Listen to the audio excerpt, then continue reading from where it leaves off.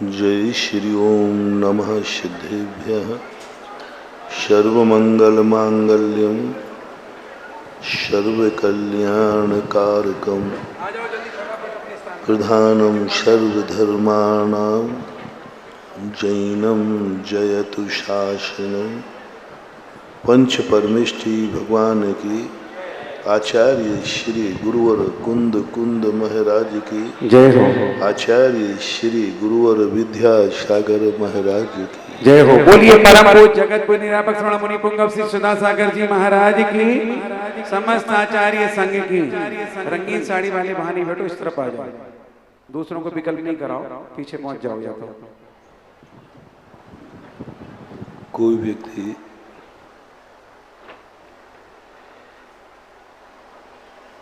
पूज्य बन जाने से, महान बन जाने से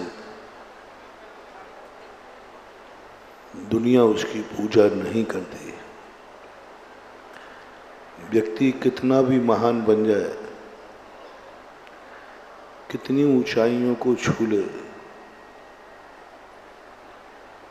दुनिया उसका मंदिर नहीं बनाती। महान आत्माओं की पूजा नहीं होती है, महान आत्माओं के पंचकल्याणक नहीं होते हैं।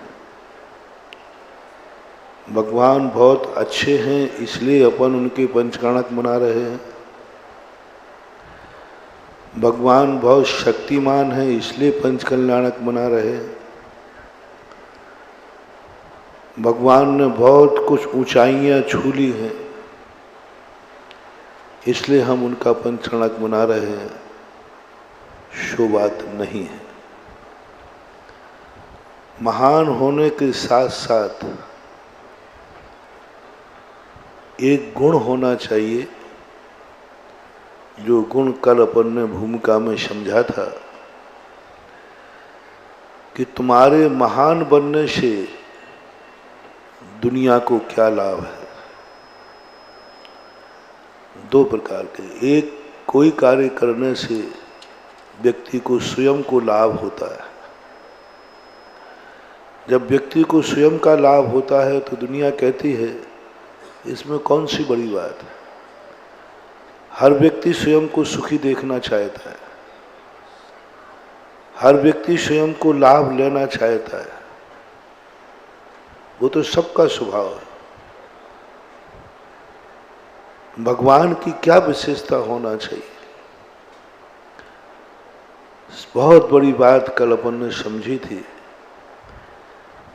कि दुनिया तुम्हें तभी पूजेगी, दुनिया जब भी तुम्हें बुलाएगी, दुनिया जब भी तुमसे संबंध जोड़ेगी, जभी दुनिया के लिए ये पता चल जाए कि ये कोई भी कार्य करेंगे उनका लाभ इन्हीं को नहीं सारे जगत को मिलने वाला है। ये पवित्र बनेंगे। मंगल वह व्यक्ति नहीं है मात्र जो कि स्वयं में बहुत पवित्र बन गया। ऐसी पवित्रता, एक कोई शगुन होता है, वह शगुन हमारे जीवन में आ जाए तो हम कह देते हमारा कार्य हो गया, क्योंकि हमारे जीवन में एक शगुन घट गया, शुभ लक्षण मेरे जीवन में आ गए। मेरे शरीर में, मेरी हाथों में ऐसी लकीर है कि मैं सदा सुखी रहूंगा। मेरे चिन्हों में ऐसा संकेत दिख रहा है कि मेरे अच्छे दिन आने वाले हैं, और आज मेरा अच्छा दिन है। मुझे ऐसे संकेत मिले हैं, बहुत अच्छा दिन है। और मेरे लिए चक्रवर्ती पद का प्राप्ति होना, चक्रवर्ती पद की, ये सब कुछ है। लेकिन जैन दर्शन कहता है चक्रवर्ती है लेकिन वो पूजा का योग्य नहीं है। समृद्ध है लेकिन वो पूजा के योग्य नहीं है, क्योंकि उसने पुण्य कमाया है अपने सुख के लिए। वो चक्रवर्ती बना, स्वयं बना, वो धनवान बना, स्वयं बना, वो मंगल रूप नहीं। साधु राजा से बड़ा क्यों होता है? साधु के चरणों में चक्रवर्ती भी क्यों झुकता है? क्यों झुकता है? साधु को ही मंगल क्यों कहा जाता है? क्योंकि वो साधु हैं? नहीं। अरहंतों को मंगल क्यों कहा जाता है? क्योंकि उन्होंने कर्मों का क्षय कर लिया, वे सुखी हो गए, अनंत ज्ञान पा लिया, इसलिए वो मंगल हैं? नहीं। उनकी ये सारी उपलब्धियों से उपलब्धि उनको हुई है, महान वो बने हैं, पवित्र वो बने हैं, लेकिन जिसने भी उनके नाम उनका हुआ है, लेकिन उस नाम में एक विशेषता है कि जो भी उनका नाम ले लेता है उसका सगुन हो जाता है, शुभ हो जाता है। जो भगवान का दर्शन करता है उनका मंगल हो जाता है, अरहंत मंगल। स्वयं का मंगल स्वयं को कभी नहीं होता, कितने बड़े बन जाए,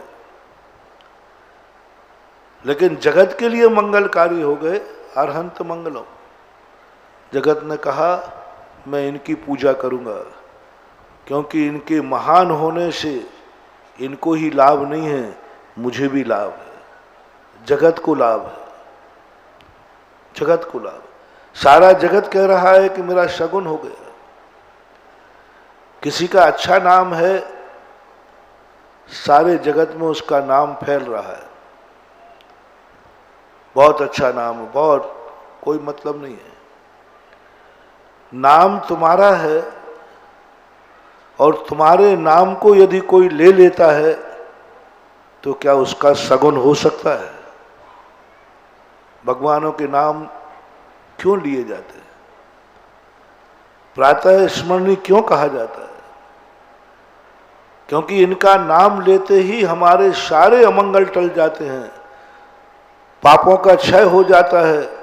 नाम उनका लेते हैं, भंडारा हमारा भर जाता है। नाम भगवान का लेते हैं, पाप हमारे कटते हैं।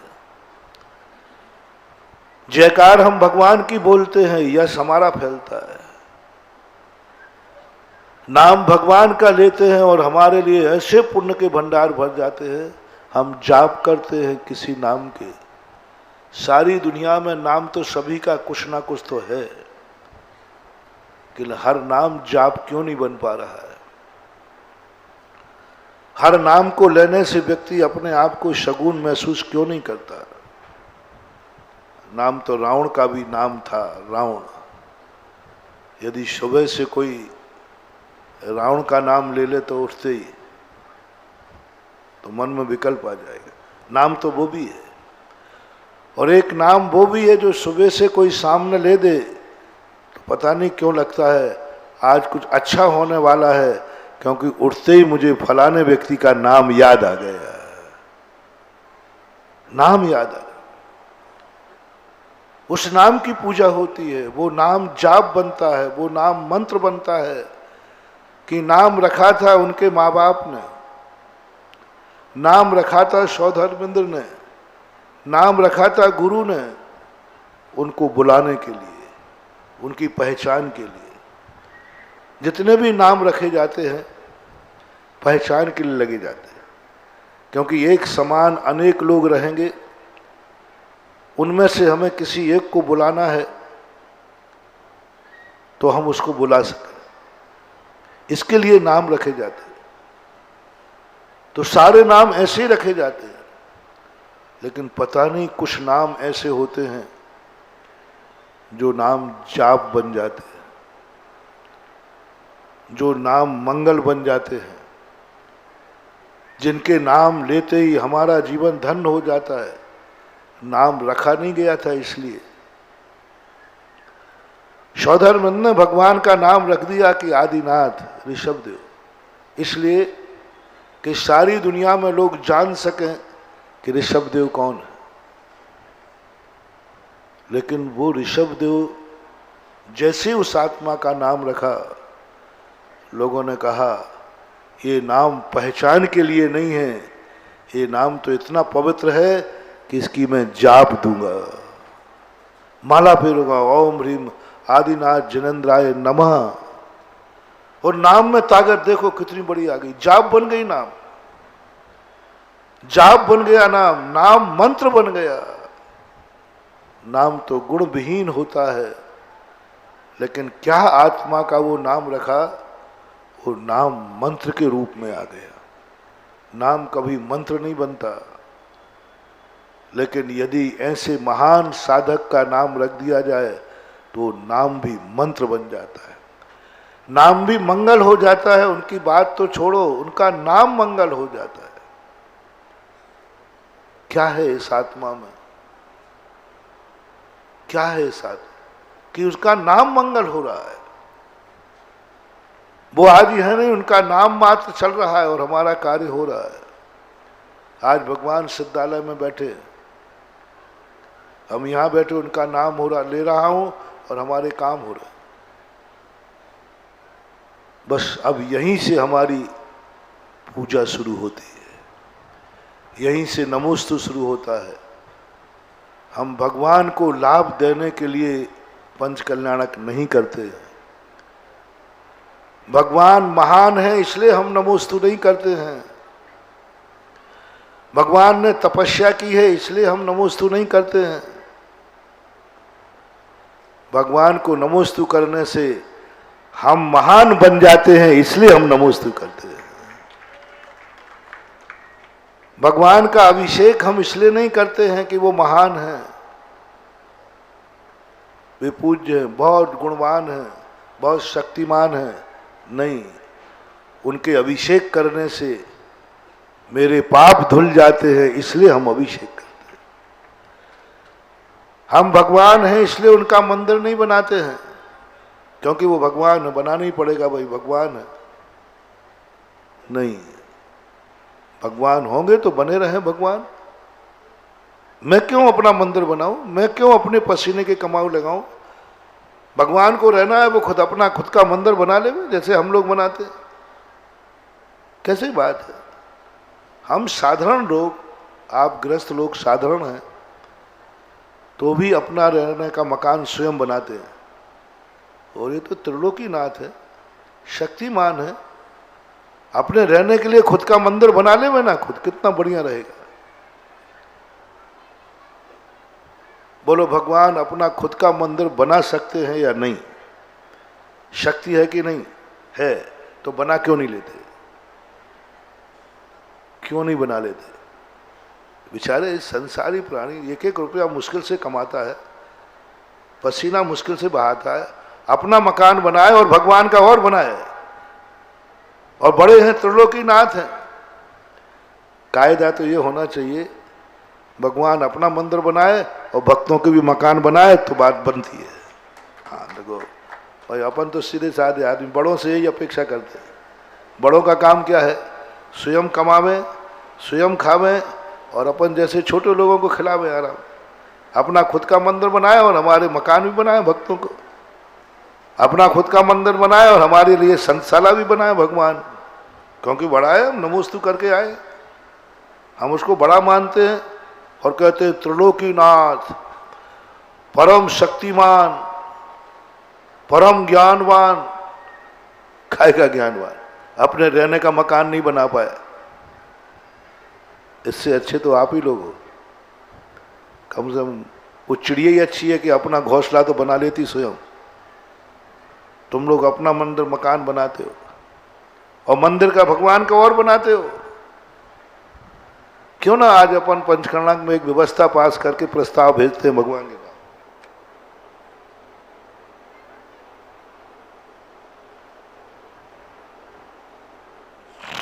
कि भगवान, पृथ्वीपुर पंचकल्याणक में एक अलौकिक प्रस्ताव पास कर रहा हूं कि आज के बाद सारे जगत के भगवान को रहना है और भगवान का मंदिर है, भगवान स्वयं अपना खुद का मंदिर स्वयं बनाए, जैसे हम लोग अपना मकान स्वयं बनाते हैं। और चिंता मत करो, आप प्रस्ताव पास करो, उस पर मेरी यदि सील लग जाएगी तो मान्य हो जाएगा, क्योंकि तुम्हारी भली नहीं सुना, लेकिन भगवान मेरी तो सुनता ही है 100%। वो कहे समर्थन किसने किया गभाए में, तो नीचे लिखा है सुधा सागर, तो फिर क्या वो कहते फिर तो मानना ही पड़ेगा, मनवा लूंगा। पर सावधान हो जाना, भगवान अपना तो मंदिर बना लेगा और भगवान तो सीधा जवाब दे देगा, मैं मंदिर क्यों बनाऊं, मुझे जरूरत ही नहीं है।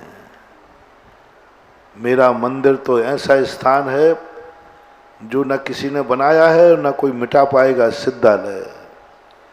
मैं पृथ्वीपुर में मंदिर क्यों बनाऊंगा, जब मुझे जहां बनाना है फिर वहां बनाऊंगा मैं। अपनी मर्जी का मकान व्यक्ति दूसरे के कहने पे बनाता है कि अपनी मर्जी से? जब खुद ही बनाना है तो अपनी मर्जी से बनाएंगे।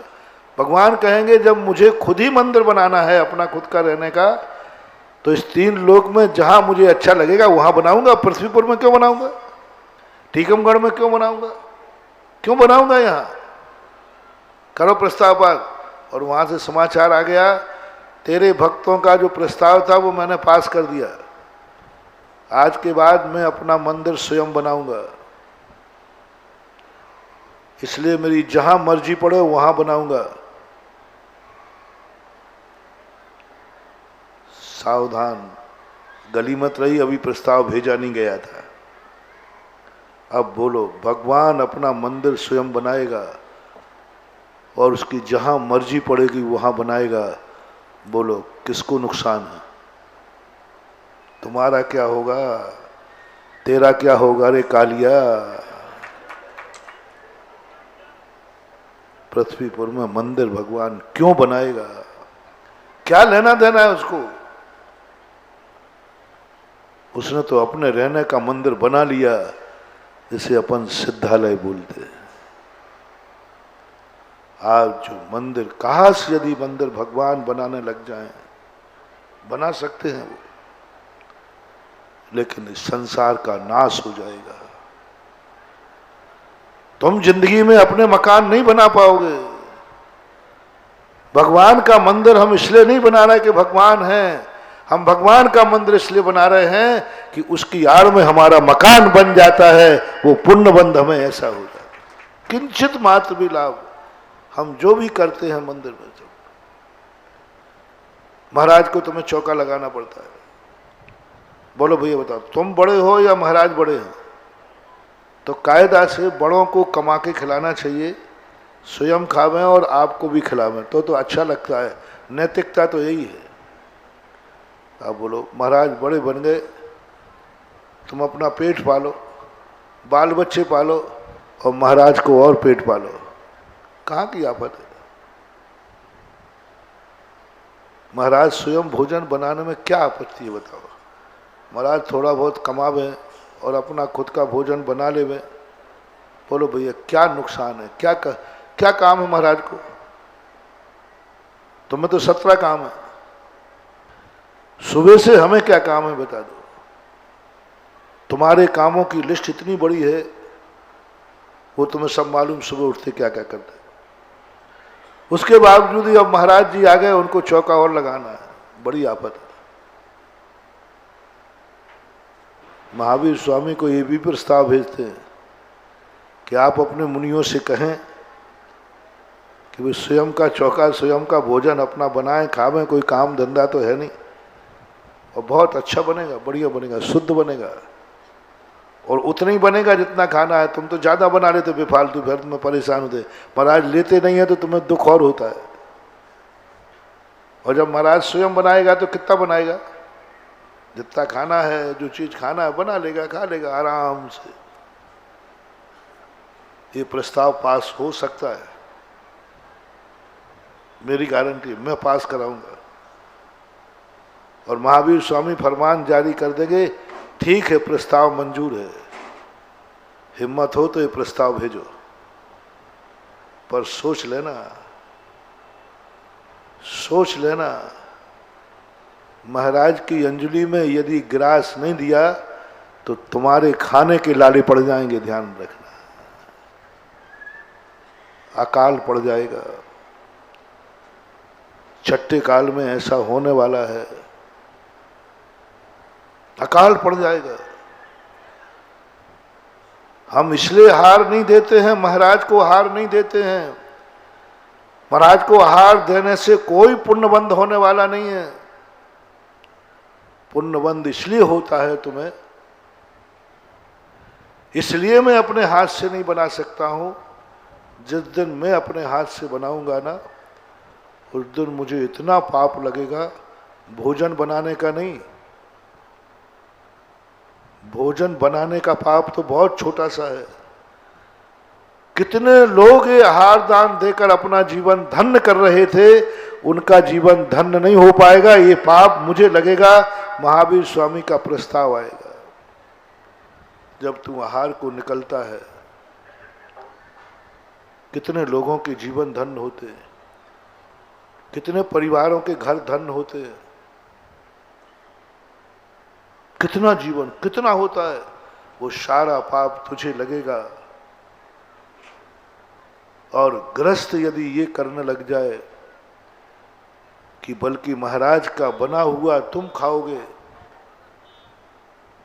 बोलो मैं जिंदगी भर तुम्हारा बना हुआ खा रहा हूं, और एक दिन तुमने कह दो महाराज, एक आध दिन हम लोगों के रिश्तेदारों में परस्पर में हम किसी के यहाँ खाने जाते तो कभी एक आध बार उसको भी बुलाते हैं।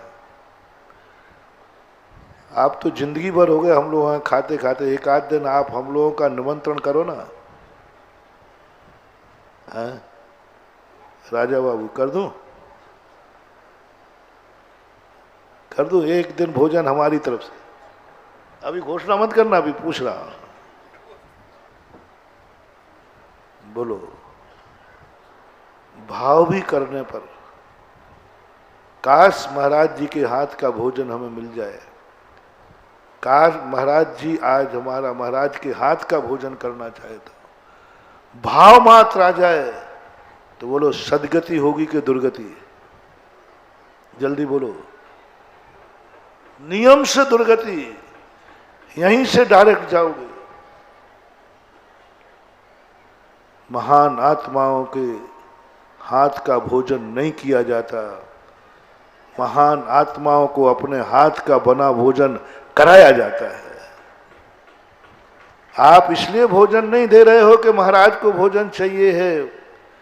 जैन दर्शन कहता है कि तुम महाराज को भोजन इसलिए दे रहे हो कि जिससे तुम्हारे भंडार सदा भरे रहें, तुम कभी भूखे न सो सको। इसलिए ये धर्म बन गया।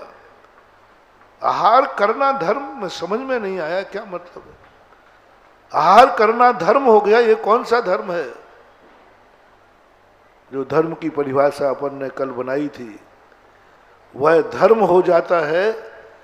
क्रिया किसी में होती है, कल्याण किसी का होता है, उसका नाम धर्म है। पेट किसका भरता है? महाराज का। जीवन धन्य किसका होता है? बस इसलिए ये धर्म है। परिभाषा बनाना, बहुत बड़ी परिभाषा दे रहा हूं, धर्म की सरल और सस्ती परिभाषा दे रहा हूं। बड़ी बड़ी परिभाषाएं तुम्हें समझ में नहीं आती हैं, मैं सरल परिभाषा दे रहा हूं।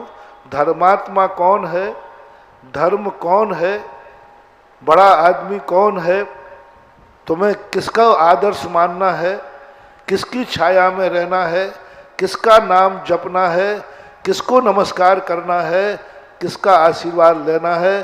बस एक सूत्र बनाओ, क्रिया उसकी हो रही हो और लाभ तुम्हें हो रहा हो, बस वही धर्म है, वही धर्मात्मा है। पेट महाराज का भर रहा है, भूख महाराज की मिट रही, इसमें कोई संदेह नहीं है। लेकिन जीवन धन्य महाराज का नहीं हो रहा है, भक्त का हो रहा है। लेने वाले को लाभ हो रहा है, भूख मिट रही है, लेकिन देने वाले का जीवन जन्म जन्म धन्य हो रहे हैं। इसलिए आहारचर्या लोग देखने जाते हैं। मैं पहले बहुत, अब तो नहीं चिड़चिड़ाता, शुरू शुरू में मेरा नेचर था, जब आप लोग जैसे थे, हम किसी का महाराज का आहार देखने नहीं जाते थे। बोले क्या देखना आहार, शांति से करने दो ना। सबको मना करते थे। मैंने कि क्या तुम लोग महाराज के आहार देखने जाते हो, इसलिए जाते हो कि महाराज क्या खा रहा है, कहीं गड़बड़ नहीं खा ले। लोग हमें समझाते थे, अपन को समझ में आती नहीं थी। क्या जाने आहार कर रहे, महाराज को भूख लगी है, महाराज भूख मिटाने के लिए आए हैं तो भूख मिट जाएगी, उनको शांति से करने दो, देखने नहीं जाना। अब पता चला है मुझे कि महाराज आहार करने जाते ही नहीं हैं। महाराज तो किसी भक्त के जीवन को धन्य करने के लिए जाते हैं। आहार तो बहाना है, आहार तो निमित्त है। जिनका आहार देखना ही जन्म जन्म के पाप काट दे। जब वो कहानी पड़ी कि नौला, गिलहरी, बंदर मात्र आहार देख रहे थे, देखने मात्र से इतना पुण्य बंद हो गया। जिनकी क्रिया, खाने की क्रिया, देखने मात्र से जीवन धन्य हो रहा है, देखने मात्र से। महात्मा महाराज का आहार देख रहे हैं बाहर खड़े हुए लोग, उस भोजन की क्रिया जो महाराज के दुख को दूर करती है, क्षुधा मिटाती है, उस क्रिया को देखने मात्र से श्रावक का जीवन धन्य हो रहा है। इसलिए यह क्रिया भी धर्म हो गई। देने वाला धन्य हो रहा है, वो दान की क्रिया धर्म हो गई। अनुमोदना करने वाला धन हो रहा है, वो धन। ऐसे दुनिया में किसकी क्या क्रिया देखने से आपको महसूस होता है कि मैं धन्य हो गया। अभिषेक में चमत्कार किस लिए? इसलिए कि भगवान का अभिषेक हो रहा है? नहीं, नहीं बंधु। विशेषता देखना, अभिषेक भगवान का ही होता है, लेकिन पाप किसके कटते? जीवन धन्य किसका होता है? भगवान को कोई लाभ होवे या नहीं होवे, है ही नहीं। अभिषेक भगवान का हो रहा है। एक व्यक्ति ने कहा, महाराज जी आप कोई ऐसा अतिशय बताइए पंचम काल का। कौन सा अतिशय ऐसा?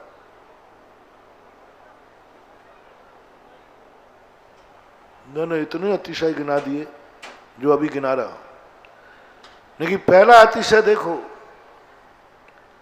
आज तक दुनिया में कोई नहाता है और दूसरा फ्रेश हो जाता है।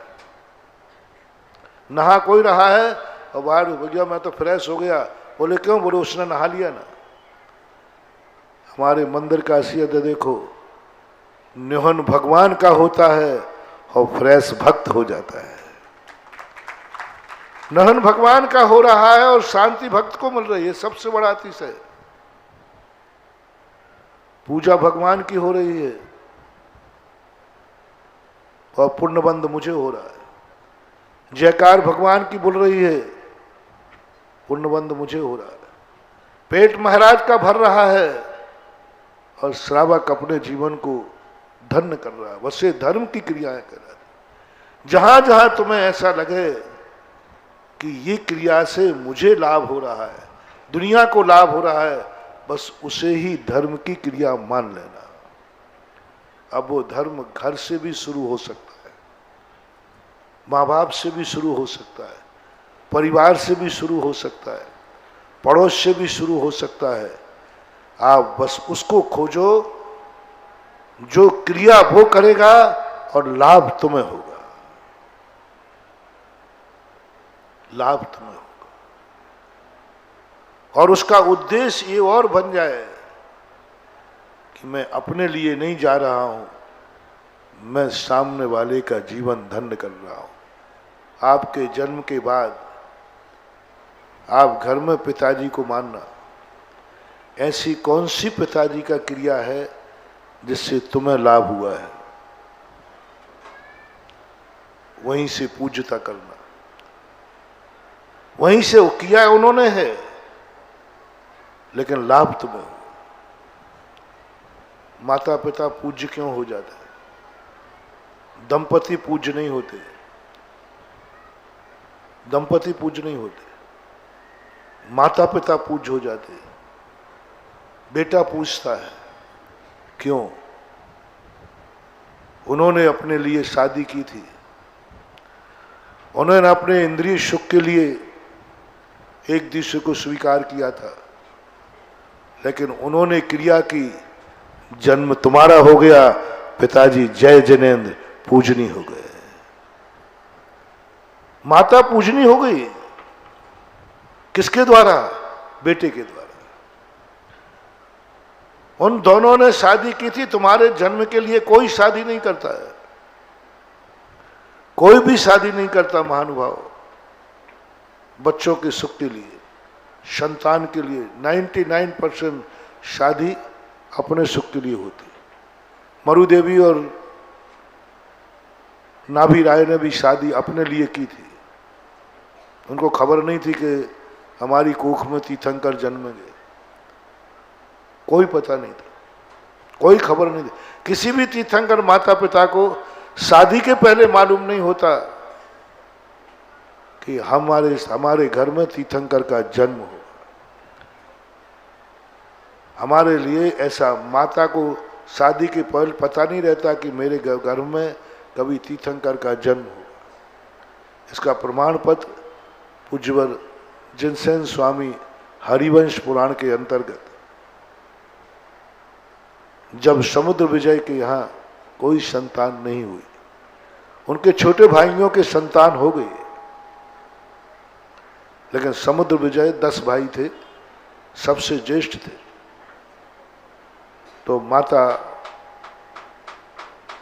जो अश्वसेन की तीर्थंकर नेमिनाथ की जो माता थी ना, माता को विकल्प आ गया, क्या हम सारी जिंदगी निसंतान रहेंगे? तब जाकर के उन्होंने एक अवधि ज्ञानी मुनिराज से पूछा कि तुम निसंतान नहीं रहोगे, तुम इतनी पवित्र पावन हो कि जिस तीर्थंकर को तुम्हारा बेटा बनना है, उस तीर्थंकर की अभी आयु पूर्ण नहीं हुई है, वो तीर्थंकर तुम्हारे लिए रोक के रखे हुए हैं कि मैं मां बनाऊंगा तो वामा देवी को बनाऊंगा। जो भी नाम था, वामा देवी पारसनाथ की बात थी। बहुत बड़ी चीज महानुभाव, समझना कैसे माता पिता पूज्य हो जाते हैं। उन्होंने क्या किया है? उन्होंने शादी अपने लिए की थी, अपने सुख के लिए की थी, अपने सहारे के लिए की थी, अपने सहारे के लिए की थी। और उस अपने लिए उन्होंने शादी की, अपने सुख के लिए शादी की, और उससे जन्म तुम्हारा हो गया। तुम्हारे जन्म देने के लिए उन्होंने शादी नहीं की थी, लेकिन जन्म तुम्हारा हो गया। बेटा कहता है बस यहीं से धर्म शुरू हो गया। प्रथम वंदना मैं माँ बाप की करता हूं कि उनके क्रिया करने से उनको लाभ हुआ या नहीं हुआ, मेरी जिंदगी हो गई, मैं मनुष्य बन गया। यदि हम गर्भ से पैदा ना होते तो हम मुनि नहीं बन पाते, हम गर्भ से पैदा नहीं होते तो हम मोक्ष नहीं जा सकते थे। किसका पहला उपकार है? उन दंपति माँ बाप का। पूजा शुरू हो जाती है, धर्म शुरू हो जाता है। आप अपने घर में देखिए, आप घर में जितने सदस्य, मैंने माँ बाप का उदाहरण दे दिया, कितने लोगों से आपको अपने घर में लाभ है, कार्य उसका हो रहा है, खुशी तुम्हें होना चाहिए। दुखी वो हो रहा है, दुख उसके ऊपर आया है, दुखी तुम हो रहे हो। खुशी उसको है, उसको शुभ कार्य हुआ है, तुम्हें खुशी हो रही है, तुम पूजनी हो, तुम आदर्श हो, तुम किसी के विश्वास पात्र हो। आप अपने घर में किसके खुशी के पात्र हो? तुम्हें कुछ नहीं मिला, तुम्हारा बेटा पास हुआ है, क्या तुम्हें खुशी हुई? तुम्हारे परिवार में किसको क्या मिलने पर तुम्हें खुशी होती है? समझ लेना यह व्यक्ति तुम्हारे जन्म जन्म का मीत है और आगे भी होगा। जन्म जन्म का मीत है, आगे भी होगा। आप किसके कार्यों से खुश होते हैं? आप घर में किसको खुशी देखना चाहते हैं? कल का प्रवचन लाओ। कल का प्रवचन थोड़ा सा उल्टा था। तुम्हें कौन कौन सुखी देखना चाहता है? तुम्हारे घर में कितने लोग हैं जो तुम्हारी खुशी में खुश होते हैं? तुम्हारी खुशी में कितने लोग हैं जो तुम्हारे दुख में दुखी होते हैं? जो तुम्हारे दुख में दुखी हो जाए, जो तुम्हारी खुशी में खुश हो जाए, समझ लेना वही तुम्हारा है और तुम महान हो, तुम में कोई गुण है। कल कितनी बड़ी बात रही थी। तुम जिंदा हो, जिंदा तो सभी है। कितने लोग चाहते हैं कि तुम जिंदा रहो? कितने लोग चाहते हैं कि तुम जिंदा रहो? मैं तुम्हें जीवित देखना चाहता हूं। मैं तुम्हें जीवित देखना चाहता हूं। तुम जिंदा रहो। उनकी लिस्ट बनाने को कल कहा था, इन्होंने बनाई थी। आज ऐसे इनका गर्व कल्याणक नहीं है। इन्होंने जीवन में यह विषय बनाया था कि मैं कुछ ऐसा करूंगा कि सारा जगत मुझे जिंदा रखेगा। मैं मरना भी चाहूं तो दुनिया नहीं मरने देगी। मैं रोना भी चाहूं तो दुनिया मुझे नहीं रोने देगी। मैं संकट में पड़ना चाहूं तो मुझे संकट नहीं आने देगी ये दुनिया। अपने प्राण लगा देगी, खून पसीना एक कर देगी। क्या है तुम्हें विश्वास? कितने लोग तुम्हें जिंदा रखना चाहते हैं? इसकी लिस्ट बनाना है। कितने लोग हैं जो तुम्हारे आंसू पर खून बहा सकते हैं? कितने लोग हैं तुम्हारे संकट आने पर अपनी जिंदगी दांव पर लगा देंगे, लेकिन तुम्हें रोने नहीं देंगे, तुम्हें संकट नहीं आने देंगे, तुम्हें परेशान नहीं होने देंगे, सब कुछ दांव पर लगा देंगे तुम्हारे लिए। क्या आपको विश्वास है कि इस दुनिया में कोई तुम्हारा है जो तुम्हारे लिए जी रहा है, तुम्हारे लिए मर सकता है, तुम्हारे आंसुओं के लिए कुछ भी कर सकता है, तुम्हारी खुशी के लिए वो बर्बाद हो सकता है, तुम्हारी खुशी के लिए? यदि ये तुमने कर लिया तो तुम्हारा भी पंच कल्याणक मनाना पक्का है। तुम महान आत्मा हो, क्योंकि दुनिया तुम्हारे लिए मरना चाहती है, दुनिया तुम्हारे लिए जीना चाहती है। वो कहते हैं मुझे कुछ नहीं करना, मैं तो इनको जिंदा देखना चाहता। जो भगवान के लिए मैंने कल कहा था, ऐसी ताकत किसके पास आती? कौन दुनिया के लिए जीना चाहता है? कौन इनके लिए मरना चाहता है? उसका दूसरा प्रश्न आज दे रहा हूं। आप किसके लिए जी रहे हैं? उसका नाम बताओ। किसके लिए जी रहे हैं आप नाम बताओ। महाराज मैं अपने लिए जी रहा हूं। वो तो चींटी भी जी रही है, वो तो सारी दुनिया जी रही है। अपने लिए तुम जिंदा रहना चाहते हो? नहीं मान बात, तुम कभी महान नहीं बन पाओगे। तुम किसके लिए जी रहे हो उसका नाम बताओ। तुम्हारे जीने से कितनों को लाभ है? कितनों को लाभ? बेटे को लाभ है, परिवार को लाभ है। कोई बात नहीं, आप बोल दो पर आज मैं बेटे के लिए जिंदा रहना चाहता हूं, मैं परिवार के लिए जिंदा रहना चाहता हूं। किसी को तो जिंदा रहो। तुम तो मात्र अपने लिए जिंदा रहना चाहते हो। जो अपने लिए जिंदा रहना चाहता है वही संसार का सबसे बड़ा पापी है, राक्षस है, दानव है, हिंसक शेर है। शेर भी अपने लिए जीना चाहता है, नाग नागिन भी अपने लिए जीना चाहते हैं, राक्षस अपने लिए जीना चाहता है, अपनों को भी मार डालता है।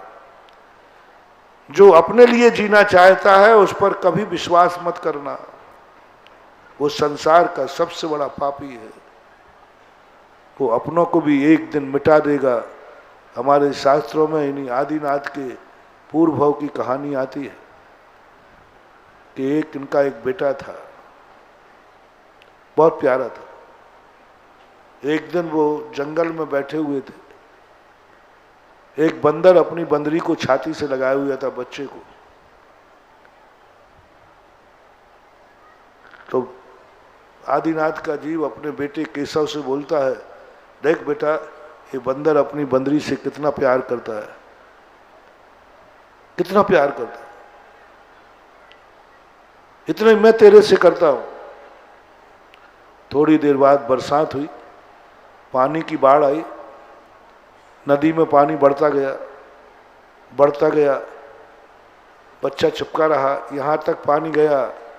उसी बंदरी ने जो बच्चे को चिपकाई थी, अपने बचाने के लिए बच्चे को नीचे पटका, उस पर खड़े होकर के और अपनी जिंदगी बचा ली। बेटा मर गया और वो भी मर गई। ये कहानी पूज्य वज्र सेन स्वामी ने महापुराण में लिखी और यहाँ ये संदेश दिया कि जो अपने लिए जीना चाहता है वो एक दिन अपने बेटे की हत्या करके जिंदा रह जाएगा। अपने लिए जीना चाहता, मैं अपने लिए जीना चाहता हूं, बस हमें कोई मतलब नहीं दुनिया से, ऐसा व्यक्ति बहुत खतरनाक है, बहुत खतरनाक। वो अपनों को सबको मार डालेगा। ऐसे व्यक्ति का संग तुरंत छोड़ देना, चाहे भली वो बाप क्यों ना हो, चाहे भली वो मां क्यों ना हो, क्योंकि ये दुनिया में अपने लिए जीना चाहता है। इसलिए मैं सबसे छोटी शुरुआत करना चाहते, आप सबसे पहले आज के प्रवचन का मोटिवेशन है, आप किसके लिए जीना चाहते हैं और कौन आपको जिंदा रखना चाहता है। दो बातें, उसको खोजो, घर से शुरू करो और तुम भी शुरू करो, तुम किसके लिए जिंदा रहना चाहते हो। तुम भोजन करते हो अपने लिए, तुम संसार के सबसे बड़े पापी हो। भोजन करते समय एक बात बताओ, किसके लिए भोजन कर रहे हो? एक, कोई भी एक भोजन करते।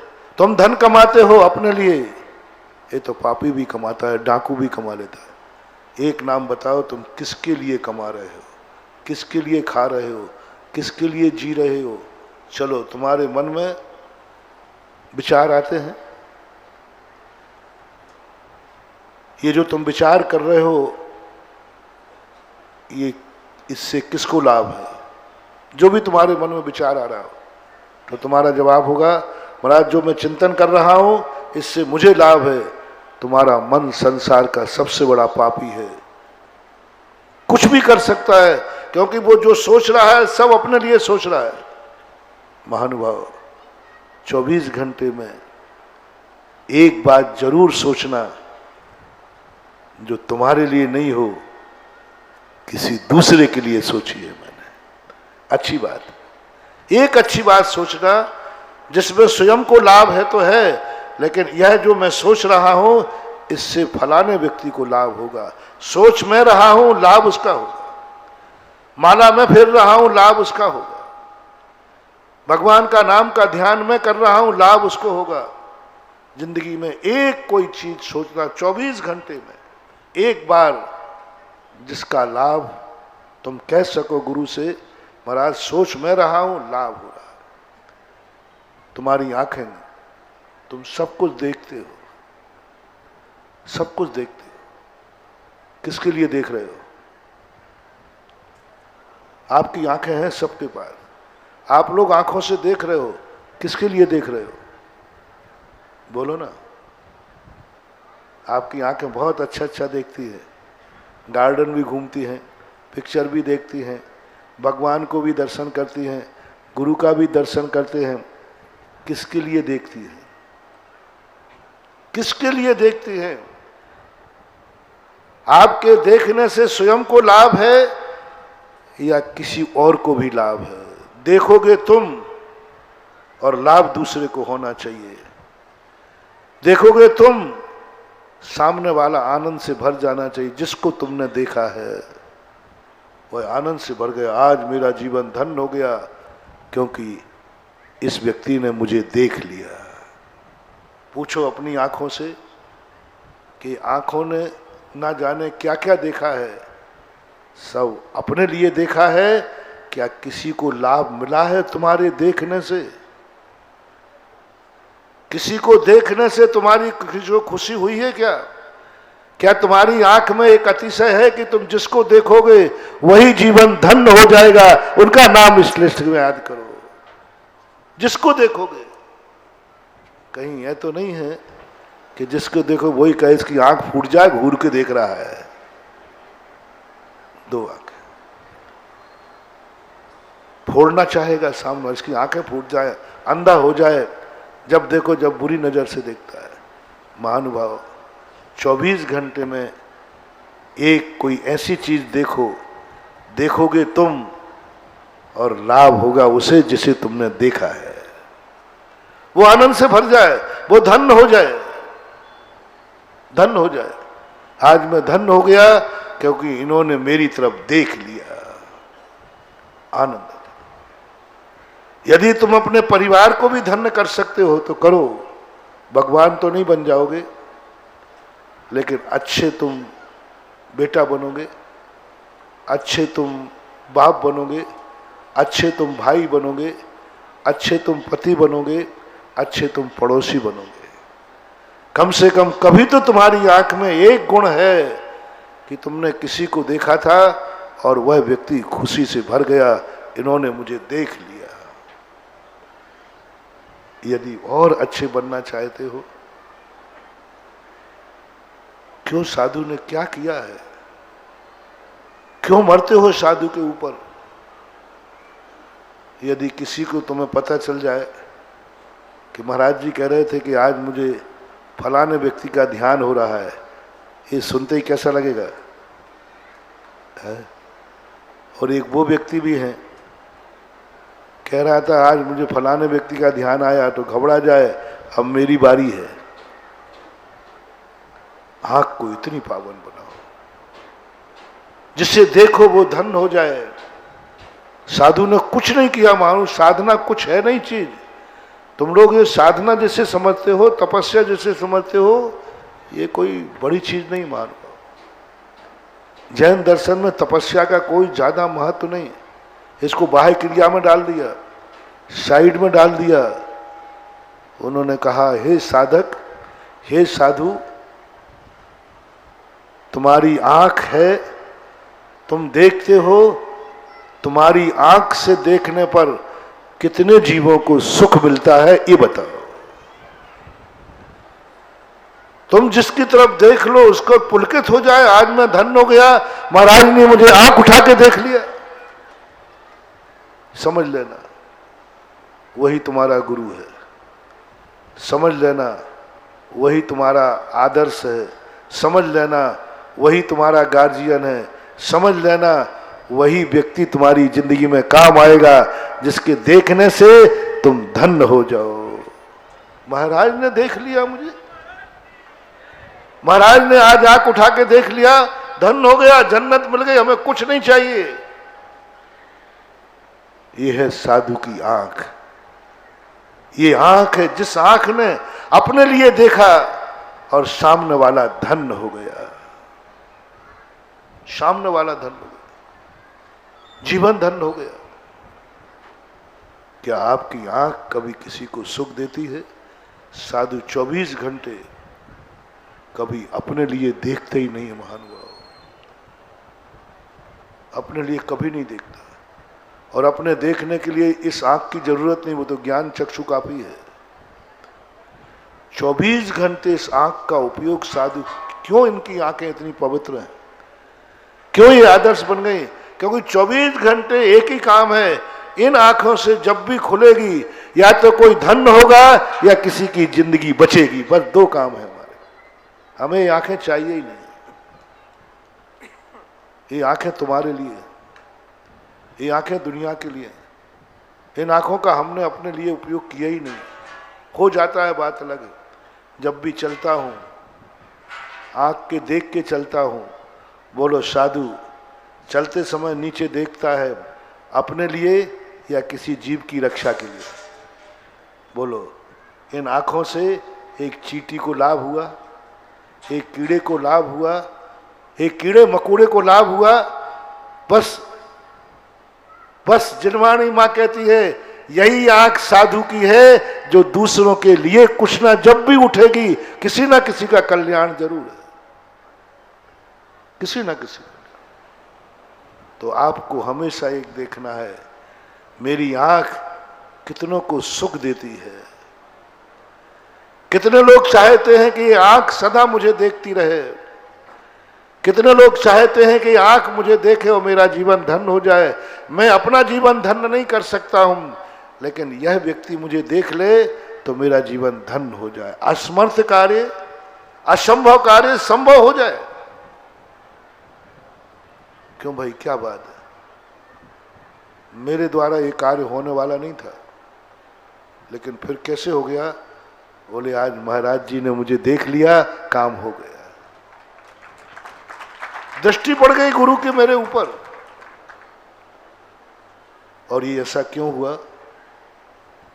साधु एक ही साधना करता है, हे भगवान मेरी आंख कभी खुले नहीं। हम लोग सदा नासा दृष्टि चाहते हैं, हम लोग इंद्रिय निरोध करना जानते हैं, हम लोगों का नेचर।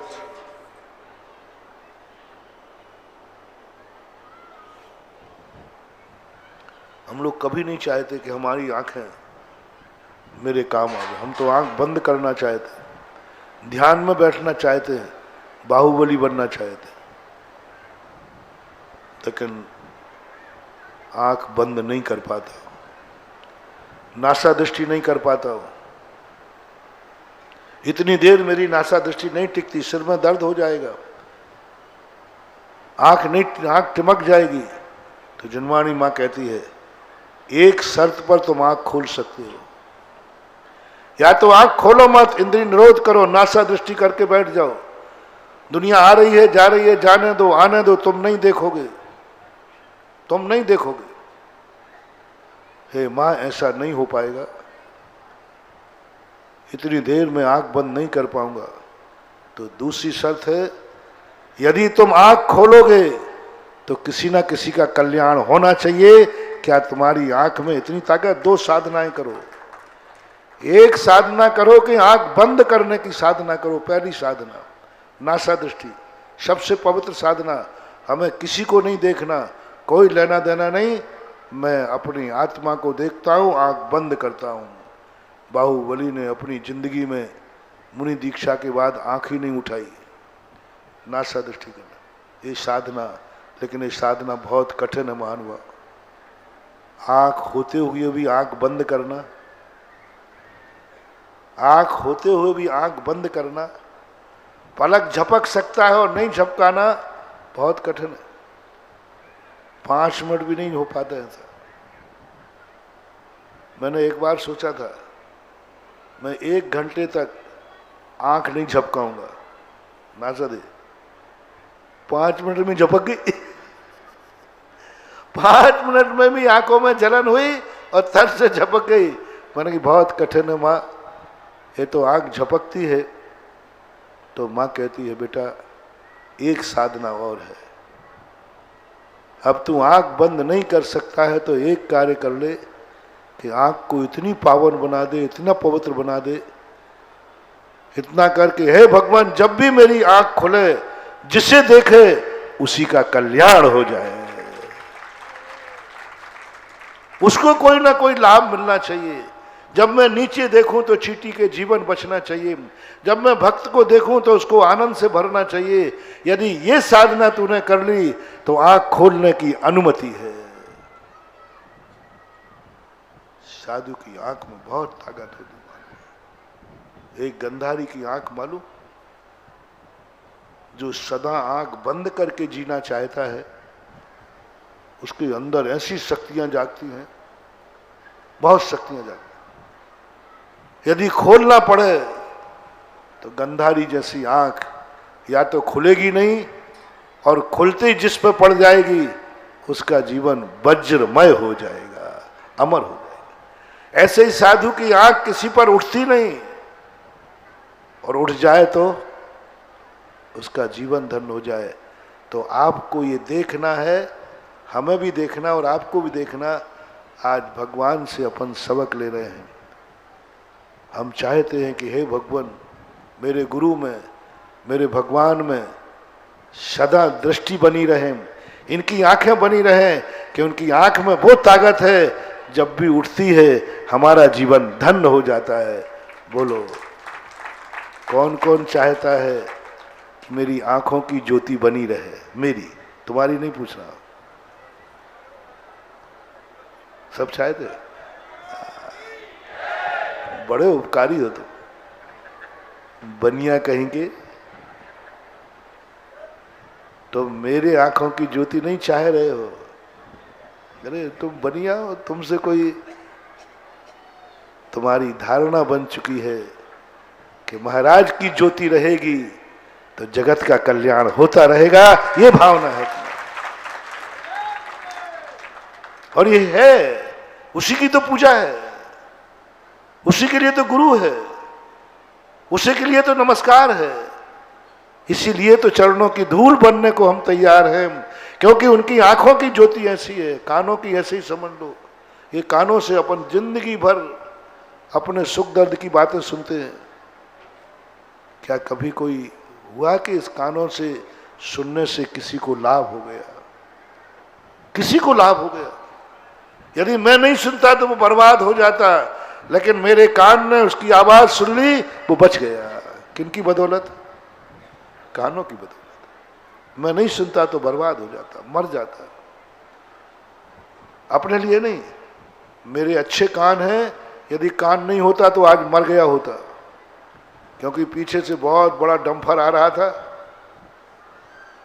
लेकिन मेरे कान हैं, इसलिए उसने आवाज दी, बैल बजाई, मैंने सुन लिया, मैं बच गया। ये कोई मतलब नहीं है। कभी ऐसा हुआ हो कि मेरे कानों ने सुन ली, इसलिए उसकी जिंदगी बच गई, उसकी बात सुनते ही उसका जीवन आनंद से भर गया। मैंने 2 मिनट उनकी बात सुनी है। कि आपके कान ऐसे हैं जिस कान से दूसरों को सुख मिलता है और वो चाहते हैं। ऐसे ही हमारी वाणी है, इस जबान का हम सदा अपने लिए सुख के लिए प्रयोग करते हैं। क्या इस जबान से कभी किसी का कल्याण हुआ? क्या कितने लोग चाहते हैं कि इसके गले में जबान बनी रहे? जबान का उपयोग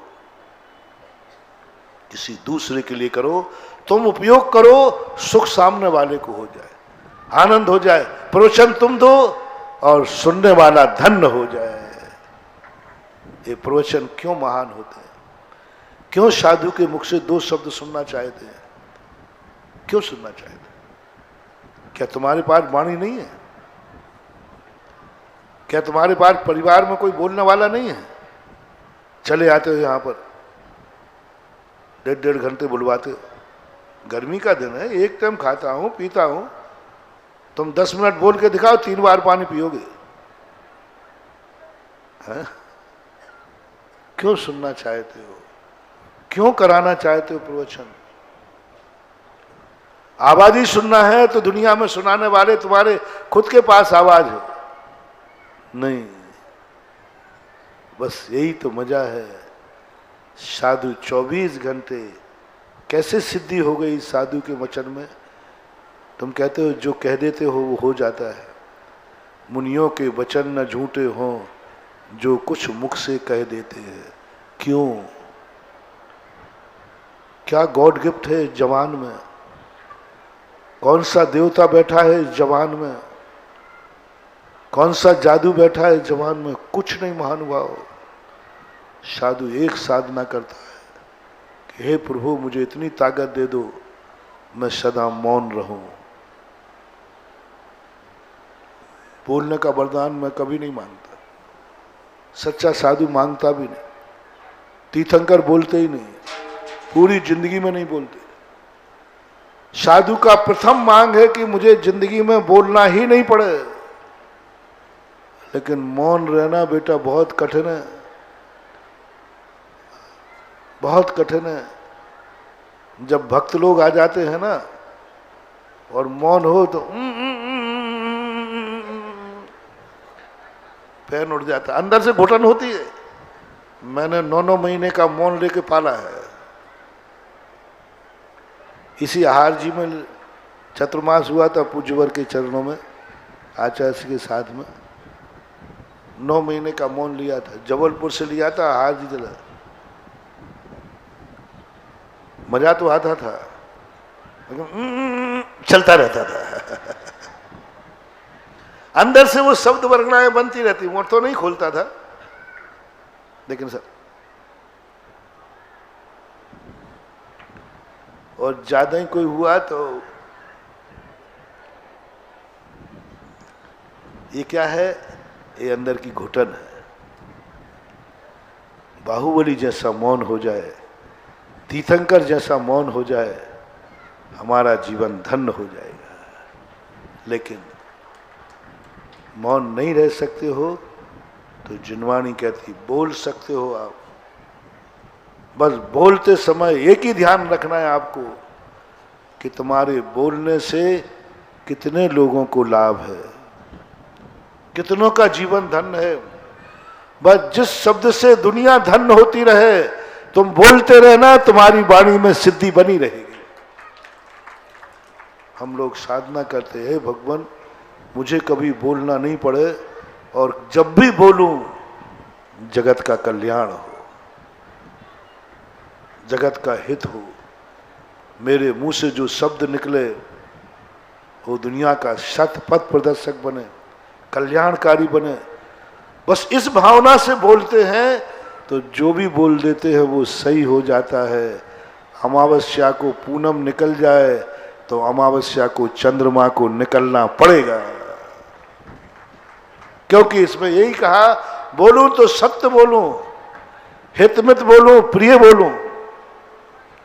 मेरे मुंह से कभी झूठ ना निकले, मेरे मुख से किसी की निंदा ना निकले, मेरे मुख से किसी की बुराई ना निकले, मेरा शब्द किसी को दुखदाई ना हो। या तो बोलो ही नहीं, दुखदाई नहीं होना चाहिए। वो शब्द निकले तो हमेशा सुखदाई।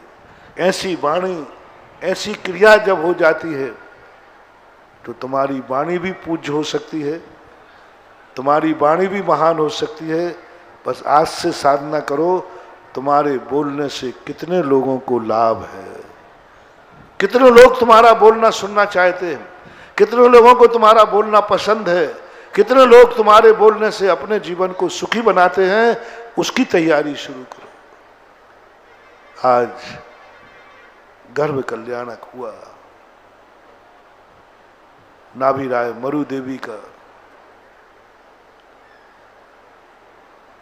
बेटा हुआ, उनके कुल दीपक हुआ। लेकिन ऐसा क्या हो गया, गर्भ मरु देवी के रहा है और खुशियां सारी 3 लोक में छाई जा रही हैं। ऐसा क्या है इसमें, ऐसा क्या है? प्रकृति भी झूम उठी, प्रकृति भी स्वागत करने को तैयार हो गई।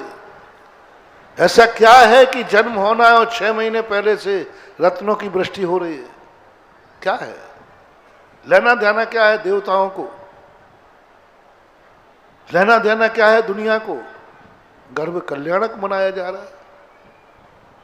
अरे गर्भ जैसी क्रिया है वही है, दोनों को मतलब है, परिवार को मतलब है, दुनिया को क्या लेना देना वाला।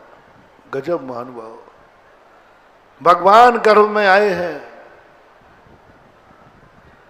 मरु देवी और नाभि राय को पुत्र की प्राप्ति होगी, लेकिन पूरी अयोध्या नहीं, सारा 3 लोग खुशियों से नाच रहा है। क्यों? इनके गर्भ में आने मात्र से सारी वसुंधता की दरिद्रता दूर हो गई। इनके गर्भ में आने के 6 महीने पहले सारी अयोध्या वासी, 12 योजन की अयोध्या, 12 योजन की अयोध्या में क्या बात हो गई? आज इनके यहां किसी की अकाल मौत नहीं, आज किसी के दरिद्रता नहीं, आज किसी के बीमारी नहीं। क्या हो रहा है? क्या हो रहा है? सारे आंगन धन धान से भर गए, सारे के सारे अभाव, कोई चोर नहीं, कोई डाकू नहीं, कोई व्यसन नहीं, कोई पापी नहीं, कोई शिकारी नहीं, कोई पाप नहीं। ऐसा ये क्या हो गया? उधर आकाशवाणी होती है, मालूम नहीं मरु देवी के यहां गर्भावतरण होने वाला है। जनता कहती है बेटा मरु देवी को मिलना है और लाभ सारी अयोध्या को, लाभ सारे 3 लोग को। आज स्वधर्मंद कहता मैं धन्य हो रहा हूं, कुबेर कहता मैं धन्य हो रहा हूं। बोले किस लिए? बोले अयोध्या में मैं आज सारे कितने 3.5 करोड़ रत्न लुटा के आया हूं।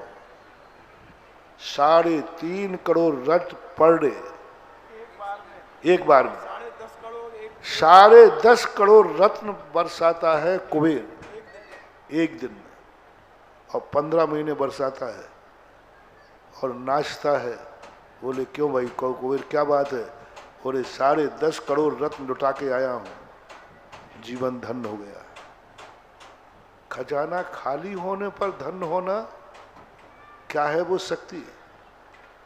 दुनिया खजाना भरने पर खुश होती है कि खजाना खाली होने पर? बताओ रे महानुभाव, तिजोरी भरने पर तुम खुश होते हो कि खाली होने पर? महाराज भरने पर होता हूं। हाँ होते हो। एक स्थान ऐसा है, एक जीव ऐसा है, एक संबंध ऐसा है जिस संबंध पर खाली भरने पर नहीं, खाली करने में आनंद होता है। खाली करने में आनंद होता है, भरने पर नहीं। सारी दुनिया को पेट भरने में आनंद आता है, पेट भरने पर। लेकिन एक श्रावक ऐसा है, पेट भरने से कई गुना आनंद आता है महाराज का पेट भरने पर। एक व्यक्ति वो है तिजोरी भरने पर आनंद आता है, लेकिन एक धर्मात्मा वो है कि सारी तिजोरी जब दान में दे देता है तो आनंद आता है। कुबेर कह रहे तू आनंद में आ रहा, 10.5 करोड़ रत्न लुटा के आया। बोले मजा आ गया, मजा आ गया, आनंद आ गया। 10.5 करोड़ रुपया लुटा के आया, नोट नहीं रत्न लुटा के आया। आनंद हो रहा है। अयोध्या आनंद में, कुबेर आनंद में, स्वधर्मंद आनंद में,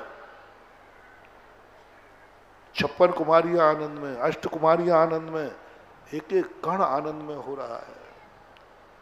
क्यों नहीं इनकी पूजा होगी? और रत्नों से भगवान को कोई लाभ नहीं है, और रत्नों से भगवान का कोई लेना देना नहीं है, लेकिन उनके नाम पर बरसते हैं। रत्न भगवान के नाम पर बरसते हैं और सारे जगत की तिजोरियां भर जाती हैं, इसलिए गर्भ कल्याणक पूजनीय हो जाता है। आज भगवान को 16 स्वप्न आए। क्या प्रकृति नाच उठी?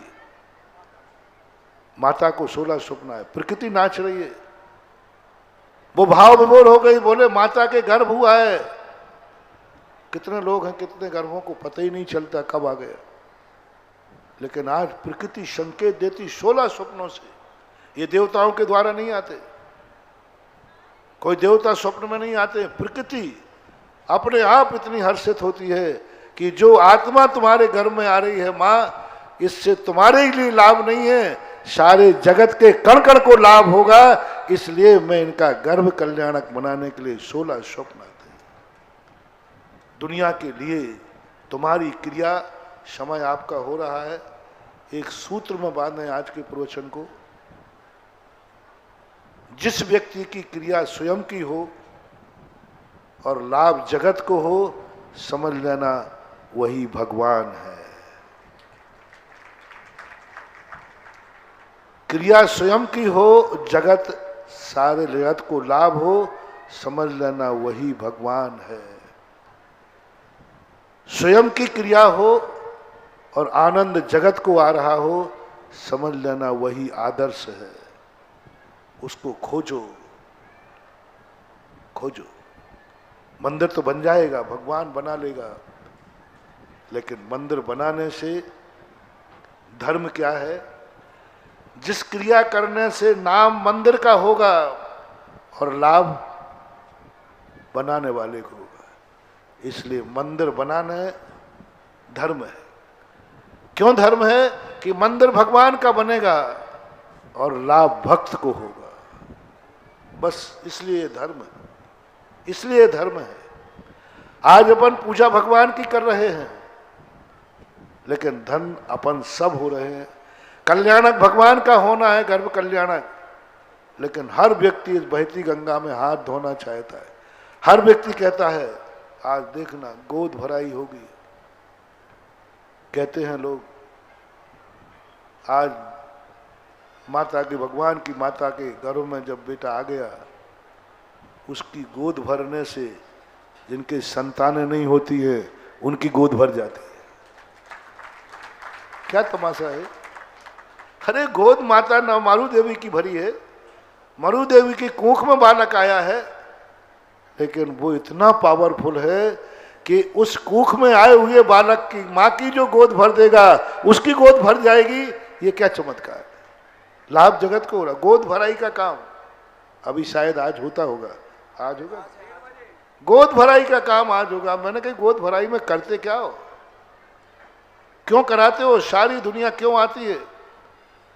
तो बताया कि ये भावना। मैंने की वाह, धन्य है प्रभु, आपका गर्भ कल्याणक दुनिया इसलिए मनाती है, इसलिए नहीं मनाती कि आप गर्भ में आए हैं। आपका गर्भ कल्याणक इसलिए मनाती है कि सारे जगत में जब गर्भ में कोई व्यक्ति आवे वो आप जैसा महान बेटा बन करके आवे। इसलिए हमें लाभ है। हर क्रिया में देखो तुम्हें किन किन से क्या क्या लाभ मिलता है। तो आज अपन ये जो पंच कल्याणक मना रहे हैं, इसको हर व्यक्ति को अपने जीवन में कोई ऐसी कार्य देखो जो भगवान के अंदर घटित हो रहा हो और सीधा लाभ आपको मिल रहा हो।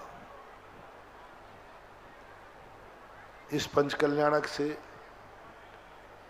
तुम्हें क्या मिला? भगवान को नहीं। मेरे पृथ्वी पर आने से तुम्हें क्या मिला? मेरे आने से नहीं। मेरा आने से कोई मतलब नहीं, मैं तो कहीं ना कहीं आता हूं जाता हूं। तुम्हें मेरे आने से क्या लाभ हुआ? मेरे आने से, यदि मेरे आने से तुम्हें कोई लाभ नहीं किया है तो तुमने महाराज को बुला करके मात मजदूरी की है, कुछ नहीं मिलने वाला। और मैं कभी किसी भी नगर में मैं अपने लिए नहीं जाता हूं। मेरा एक ही संकल्प है, मैं किसी नगर में कदम रखूंगा नहीं, और रखूंगा तो उस नगर का कल्याण होना चाहिए, उस नगर को कोई लाभ होना चाहिए। वो ये कह सकें कि महाराज आए थे तो हमारे लिए लाभ हो गया, मैं धन्य हो गया। बस यही हमारी मजदूरी है, यही हमारी सबसे बड़ी उपलब्धि है। हमें कुछ नहीं चाहिए। दिगंबर जैन साधु को कुछ नहीं चाहिए, बस एक ही बात चाहिए है, जिसको देखूं वो धन्य हो जाए, जिसके नगर में चले जाऊं तो नगर धन्य हो जाए, जिसके घर में चला जाऊं वो घर धन्य हो जाए, जिसके हाथ से आहार ले लूं उसका धन धन्य हो जाए, बस सामने वाला धन्य हो जाए। यही साधु का सबसे बड़ी साधना, तपस्या और अतिशय है। मुझे क्या मिला है सवाल ही नहीं। भाव भी नहीं आना चाहिए कि उस नगर में जाऊंगा तो मुझे लाभ होगा, इस व्यक्ति को देखूंगा तो मुझे लाभ होगा, इस व्यक्ति से बात करूंगा तो मुझे लाभ होगा। यदि ये साधु को ये भाव आ गया, समझ लेना वो साधुपने से गिर गया। मुझे क्या लाभ होगा? और साधु के मन में ये भाव आ जाए कि यदि मैं आंख उठा के इसको देख लूं तो ये बेचारा बच जाएगा, आंख उठा के देख लूं तो ये जीवन धन्य हो जाएगा, आंख उठा के देख लूं तो इसकी जिंदगी बच जाएगी। बस यही शादी। परोपकाराय सताम विभूति, परोपकार के लिए शादियों की सारी विभूति परोपकार के लिए होती। आज भगवान का हर क्रिया जगत का कल्याण कर रही है, हर क्रिया सारे जगत को धन्य कर रही है। आज पृथ्वी पर भगवान रात में अवतरित हुए हैं। भगवान का अवतार नहीं हुआ है, पृथ्वीपुर का कल्याण हुआ है। आज भगवान का अवतार नहीं हुआ है, आज भगवान धन्य नहीं हुए हैं, आज माता मरु देवी धन्य हुई है। बोलो, दुनिया के बेटे माँ को पाकर धन्य होते हैं, एक बेटा ऐसा है जो बेटे को पाकर माँ धन्य हो जाती है। दुनिया यही कहती है हमारे मम्मी पापा को पाकर मैं धन्य हूं। आज मरु देवी कह रही है मैं धन्य हो गई बेटा, तू मेरे गर्भ में आ गया। आज नाभिराय धन्य हुए हैं, आज अयोध्या धन्य हुई है, आज भगवान धन्य नहीं हुए हैं, आज पृथ्वीपुर धन्य हुआ है, क्योंकि यहाँ भगवान का अवतरण हुआ। बस ये अनुभूति हमें करना, जो मैं कल से भी कह रहा हूं कि तुम्हें क्या मिला है भगवान के पंच कल्याणक से। तुम्हें ये महसूस हो रहा महाराज जी भगवान के पंच कल्याण से क्या मिला है, यही है करोड़ रुपया खर्च हो गए, इतना पंडाल में चला गया, इसमें चला गया, इसमें आपके आने से हमें लाभ क्या है महाराज बताओ। जहां आप जाते हो बस सुधा सागर गया नहीं और तिजोरियां खाली हुई नहीं। महाराज को बुला के कई लोग कहते महाराज बोला क्या करोगे, ये तिजोरी भरने वाला बाबा नहीं है, ये तिजोरी टीकमगढ़ वालों तिजोरी भरी है कि खाली हुई है, और पृथ्वीपुर वाले और बुला लो हमें। अरे सारे दुनिया वालों अब तो अकल लाओ, तुम ललितपुर वालों से सीख लो, टीकमगढ़ से सीख लो, महरौनी से सीख लो, पृथ्वीपुर से सीख लो, अब तो सीख लो। कभी सुधा सागर को भूल के मत बुलाना, क्योंकि ये आता है और तिजोरियां खाली कर देता है, और पक्का है मैं करवाता हूं, खाली करवाता। और मेरी जिंदगी में नियम है बेटा, मेरे भक्त बने रहोगे ना तो मैं सदा तिजोरियां खाली करता रहूंगा। खुली कहना, खुश रहना। जिनको बनना हो भक्त तो बनो, और नहीं बनना हो तो पधारो। जिनको कट्टी करना हो करो, आज ही कर लो, आज ही कर लो जिनको कट्टी करना है। मैं तो तिजोरी खाली कराता आया हूं, करा रहा हूं, और जब तक दुनिया में रहूंगा भक्तों की कराता रहूंगा, रहूंगा, रहूंगा। ये साधु मेरा संकल्प है। जिनको उम्मीद हो कि महाराज मेरी तिजोरी भर देंगे, तो तुमने गलत नंबर डायल कर लिया, किसी दूसरे महाराज को पकड़ो। तिजोरी भरने वाले महाराज को पकड़ो जो तुम्हें लक्ष्मी यंत्र देंगे, कुबेर यंत्र देंगे, ये कहें आओ इससे तुम्हारी व्यापार है। अपना काम तो है तुम कमाओ और खाली मैं कराऊं, क्योंकि साधु का नेचर ही है, तुम बनाते हो, तुम कमाते हो, और तुम अपना बनाया और कमाया एक हाथ से खाते हो। तुम बनाते हो, तुम कमाते हो, और मैं जाके दोनों हाथ से खा के आता हूं। ये है मेरा ठाठ, दोनों हाथ। और कमाया तुमने, बनाया तुम्हें अभी खाना नहीं मिला, उसके पहले। जिसको भक्त बनना हो तो बनो, डंके की चोट पे कह रहा हूं। बनाओगे तुम बेटा, तुम्हारे खाने के पहले मैं खाऊंगा, बच जाए तो खा लेना, नहीं तो ठन ठन गोपाल। और तुमने बनाया एक हाथ से खाओगे, और मैं अपने भक्त के यहां जाऊंगा ठाठ से, और दोनों हाथ से खाऊंगा। थोड़ी सी गड़बड़ की तो ये चला, रोते रह जाओगे। बस यही तो है। तिजोरी भरने पर तो दुनिया खुशी मना लेता है, लेकिन किसी के लिए तिजोरी खाली करना पड़े और आनंद आ जाए, इसी का नाम धर्म है। इसी का नाम धर्म है। खाली करने पे आनंद, खाली करने पे। बस जिनको खाली करने में आनंद आवे, उनको मेरा भक्त बनने का पूरा अधिकार है। और जिनको तिजोरियां खाली करना हो वो मुझे बुलावें, नगर में आगमन करावें, नहीं तो कृपया कर श्रीफल चढ़ा दिए हो तो वापस ले लेवें। मेरा तो नहीं, मैं तो जिंदगी में एक ही बात जानना चाहता हूं, हमें वो भक्त चाहिए जिनको खाली होने में आनंद आता है, अवभाग्य मानते हैं मेरा जीवन धन्य हो गया कि महाराज के आने से हमारे नगर का पंच कल्याणक हो गया, हम धन्य हो गए कि महाराज के आने से हमें बोली लेने का मौका मिला। करोड़ रुपया तुम्हारे खर्च हुए हैं कि उन करोड़ रुपया खर्च करके तुमने आनंद आया है। यदि आनंद आ गया है, करोड़ रुपया खर्च करने के बाद यदि आनंद आ गया है, तो लो मैं भी एक घोषणा करता हूं, मेरे आने से पृथ्वी पर धन्य हुआ है, मेरे आने से सारे दानी धन्य हुए हैं, मेरे आने से आप लोगों का जो दान हुआ है, तिजोरी खाली हुई है, उसमें धन्य हुए हो, आप धन्य हुए हैं। अवभाग्य लग रहा है, अरे कमाया था, खूब कमाया, आज तो देने में आनंद आ रहा है। यदि आप में आनंद में धन्य हुए हो तो लो मैं भी घोषणा करता हूं, ऐसे नगर में जाकर मैं भी धन्य हो गया। लो मैं ये घोषणा करता हूं कि तुमने भोजन बनाया है, तुमने भोजन बनाया है और तुमने खाने के पहले मुझे खिला दिया, फिर भी तुम धन्य हो रहे हो, तो लो मैं ये घोषणा करता हूं, ऐसे घर में आहार करके मैं धन्य हो गया,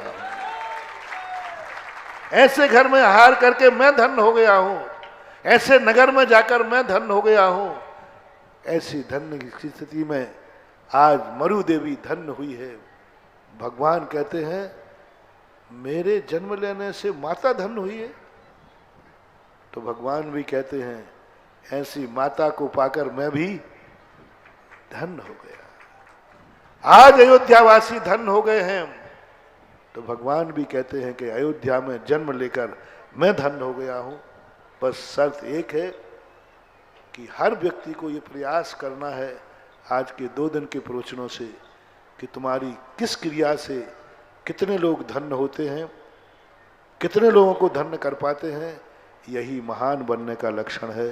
महावीर भगवान की